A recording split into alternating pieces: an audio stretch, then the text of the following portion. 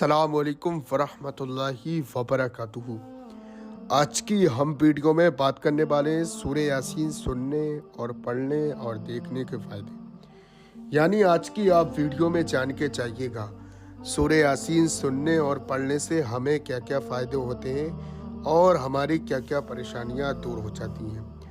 दोस्तों, जिस शख्स ने भी एक मर्तबा बुलंद आवाज़ से रोज़ाना सूरह यासीन सुनने और पढ़ने का माहौल बना लिया, वो इस चीज़ का आदी हो गया, तो इंशाअल्लाह आपके घर में, दुकान में, मकान में, जहाँ भी आप बिजनेस कारोबार करते हैं, वहाँ आपकी जो भी दिक्कत परेशानी है वो सब दूर हो जाएगी।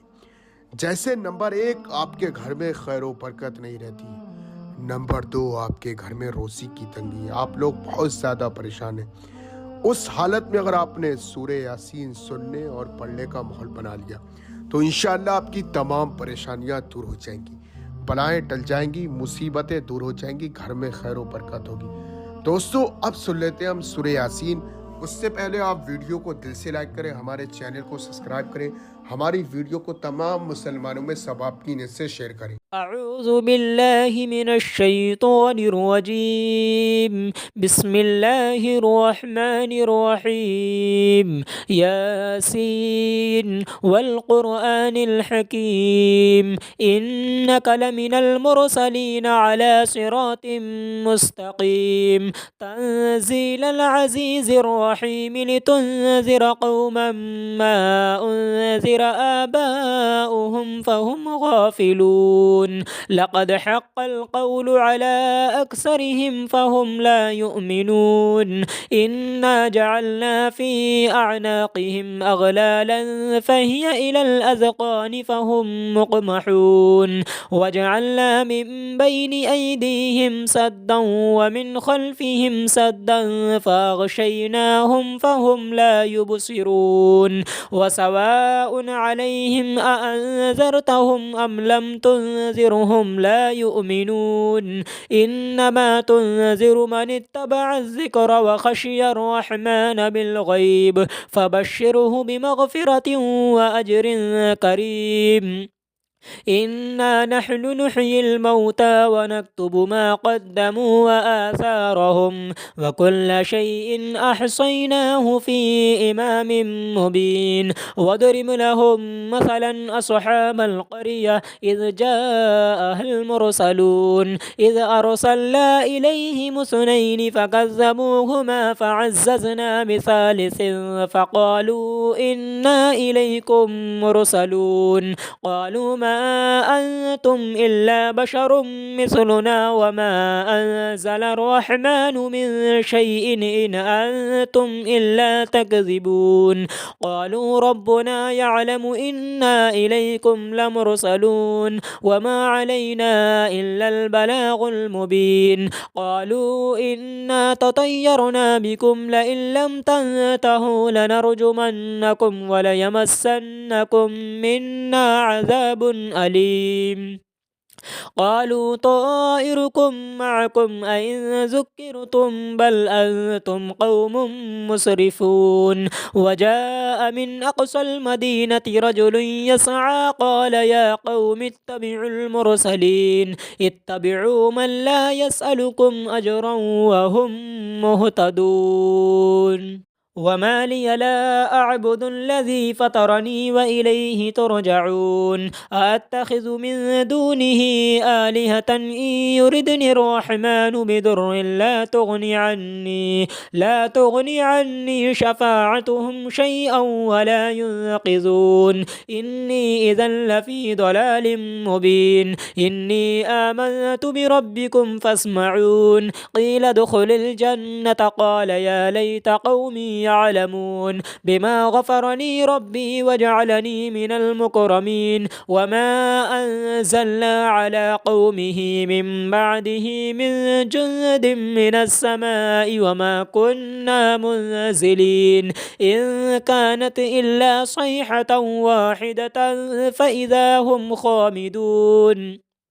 يا حسرة على العباد ما يأتيهم من رسول إلا كانوا به يستهزئون ألم يروا كم أهلكنا قبلهم من القرون أنهم إليهم لا يرجعون وإن كل لما جميع لدينا محضرون وآية لهم الأرض الميتة أحييناها وأخرجنا منها حبا فمنه يأكلون وجعلنا فيها جنات من نخيل وأعناب وفجرنا فيها من العيون ليأكلوا من ثمره وما عملته أيديهم أفلا يشكرون سبحان الذي خلق الأزواج كلها مما تنبت الأرض ومن أنفسهم ومما لا يعلمون وآية لهم الليل نسلخ منه النهار فإذا هم مظلمون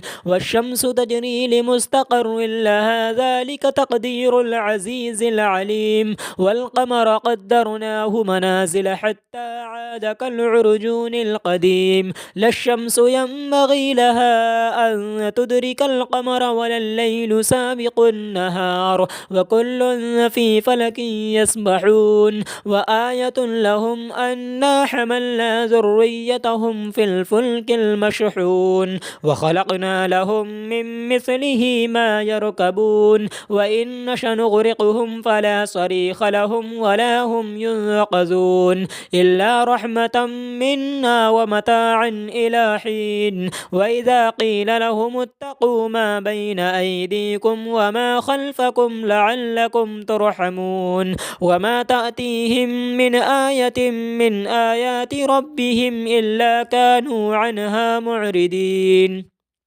وإذا قيل لهم أنفقوا مما رزقكم الله قال الذين كفروا للذين آمنوا أنطعم من لو يشاء الله وطعمه إن أنتم إلا في ضلال مبين ويقولون متى هذا الوعد إن كنتم صادقين ما ينظرون إلا صيحة واحدة تأخذهم وهم يخصمون فلا يستطيعون توصية ولا إلى أهلهم يرجعون ونفخ في الصور فإذا هم من الأجداث إلى ربهم ينسلون قالوا يا ويلنا من بعثنا من مرقدنا هذا ما وعد الرحمن وصدق المرسلون إن كانت إلا صيحة واحدة فإذا هم جميع لدينا محضرون فاليوم لا تظلم نفس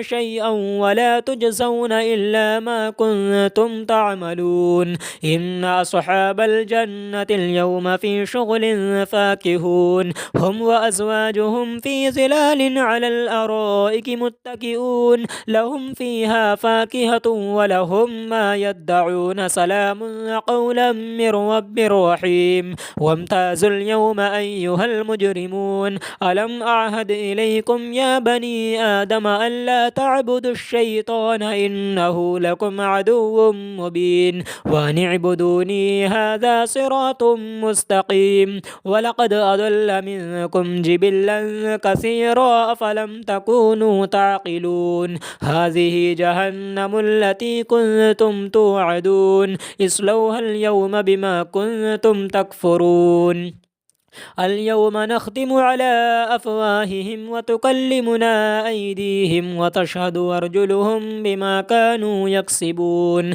ولو نشاء لطمسنا على أعينهم فاستبقوا الصراط فأنى يبصرون ولو نشاء لمسخناهم على مكانتهم فما استطاعوا مضيا ولا يرجعون ومن نعمره ننكسه في الخلق أفلا يعقلون وما علمناه الشعر وما ينبغي له إن هو إلا ذكر وقرآن مبين لينذر من كان حيا ويحق القول على الكافرين أولم يروا أنا خلقنا لهم مما عملت أيدينا أنعاما فهم لها مالكون وذللناها لهم فمنها ركوبهم ومنها يأكلون ولهم فيها منافع ومشارب وفلا يشكرون واتخذوا من دون الله آلهة لعلهم ينصرون لا يستطيعون نصرهم وهم لهم جند محضرون فلا يحزنك قولهم إنا نعلم ما يسرون وما يعلنون